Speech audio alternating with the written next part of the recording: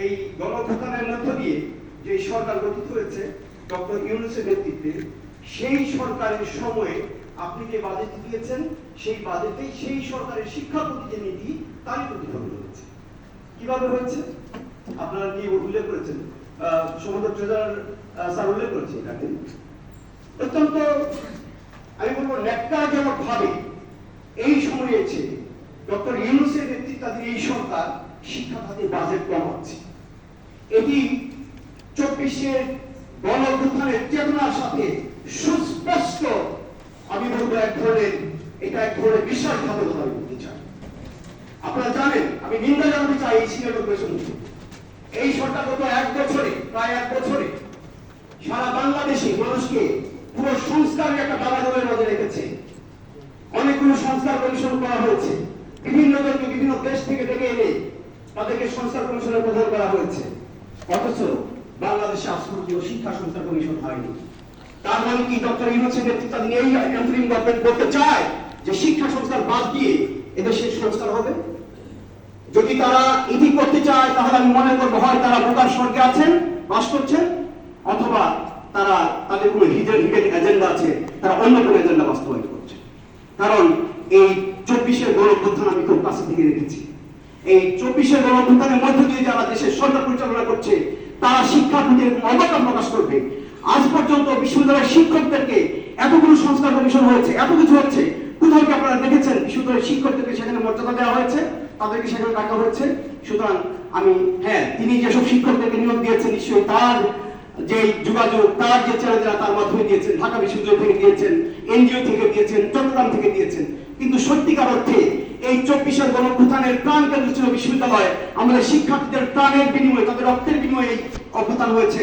এবং তার পাশে আমরা যেসব শিক্ষকরা দাঁড়িয়েছিলাম সেই শিক্ষক সমাজের প্রতি বিন্দুমাত্র সম্মান এই সরকার প্রদর্শন করেছে বলে আমার মনে হয়।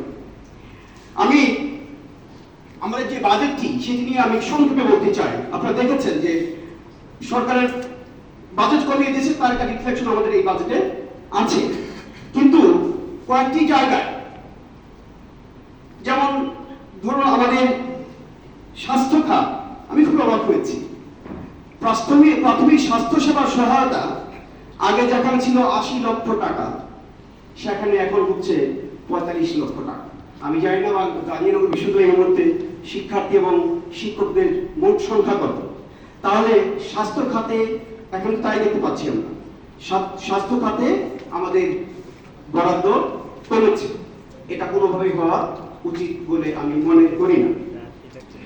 আপনারা দেখবেন যে অন্যান্য যে ব্যয়, যেটি আমার আগের বক্তা বলেছেন, অন্যান্য দুটি ব্যয়, অন্যান্য খাতে যে ব্যয়, সেখানে কিন্তু বরাদ্দ বেড়েছে, কিন্তু তার সুস্পষ্ট কোনো রিফ্লেকশন এখানে নেই। আসলে অন্যান্য খাত বলতে কি কি খাত বোঝানো হয়েছে, কিন্তু স্বাস্থ্য খাতে বরাদ্দ কমানো হয়েছে। আর একটি বিষয় গত বাজেটে আমি আলোচনা করেছিলাম, এই বাজেট অধিবেশনে বলছি, আমাদের শিক্ষার্থীদের যে বৃত্তি, সেই শিক্ষার্থীদের বৃত্তি প্রদানের কোনো রিফ্লেকশন আমি এখানে দেখতে পাচ্ছি না। ভিতরে কি আছে জানি না, কিন্তু এখানে কোনো দেখতে পাচ্ছি না। তাহলে কি আমাদের শিক্ষার্থীদের যে বৃত্তি প্রদানের বিষয়টি নিয়ে আপনারা কি ভাবছেন, তার কোনো রিফ্লেকশন এখানে নেই। গত বছর আলোচনার আরেকটি বিষয় ছিল বিদ্যুৎ খাত। বিদ্যুৎ খাতটা কেন উল্লেখ নেই আপনাদের বাজেটে আমি জানি না। জাহাঙ্গীরনগরের বিদ্যুৎ খাতে বহু লক্ষ টাকা ভর্তুকি দেওয়া হয়, তার মানে কি বিদ্যুৎ খাতে ভর্তুকি দেওয়া বন্ধ হয়ে গেছে? সেটা কোনো রিফ্লেকশন নেই, নাকি সেটা হাইড করা হয়েছে? আমি আপনাদের কাছে জানতে চাই। বিদ্যুৎ খাতের যে শৃঙ্খলার অভাব সেটা আমরা দীর্ঘদিন থেকে জানি, সেটা কোনো রিফ্লেকশন এখানে নেই। ফলে সার্বিকভাবে আপনারা উল্লেখ করেছেন এখানে আমাদের যে পুঞ্জীভূত যে আমাদের ঘাটতি, সেই ঘাটতি 80 কোটি টাকা। কিন্তু এই ঘাটতি গত বছর আমি বলেছিলাম, এই ঘাটতি পূরণের পরিকল্পনা কি, আপনাদের কর্মপরিকল্পনা কি? সেই কর্মপরিকল্পনা গত বাজেট অধিবেশনে কোনো আমরা উত্তর পাইনি, এই অধিবেশন কিন্তু আমরা পাচ্ছি না। আপনারা জানেন আমাদের প্রায় এখন বোধহয় 600 একর আয়তনের একটি ক্যাম্পাস। আমাদের এই ক্যাম্পাসের যে পরিসম্পদ তা কিন্তু একেবারে কম নয়, অথচ ক্যাম্পাসের অভ্যন্তরীণ আয় মাত্র সম্ভবত 7 লক্ষ টাকা এরকম কিছু একটা আছে। সুতরাং অভ্যন্তরীণ সম্পদ ব্যবস্থাপনার ক্ষেত্রে যে আমাদের আরো মনোযোগী হতে হবে, সেটি কিন্তু বলার অপেক্ষা রাখে না। এইটুকু বলে আমি যেটি বলতে চাই সেটি হচ্ছে, যদি সুযোগ থাকে, আমরা তো প্রতি বছর আসলে আলোচনাগুলো শুধু ভার্বাটিং বিভাগে স্থান পায়, আলোচনার ভিত্তিতে বাজেট আসলে কোনো পরিবর্তন হয়নি, গত বছর আমি দেখেছি। আপনাদের যদি সদিচ্ছা থাকে তাহলে এই আলোচনার ভিত্তিতে আপনারা আপনাদের বাজেট পুনর্মূল্যায়ন করবেন এবং স্বাস্থ্য খাত এবং শিক্ষার্থীদের যে শিক্ষাবৃত্তি সেই খাত সহ অন্যান্য খাতে প্রয়োজনীয় বরাদ্দ দিবেন এবং ঘাটতি পূরণের একটি সুস্পষ্ট কর্মপরিকল্পনা উপস্থাপন করবেন। এই আহ্বান রেখে আমি আমার বক্তব্য শেষ করছি। ধন্যবাদ।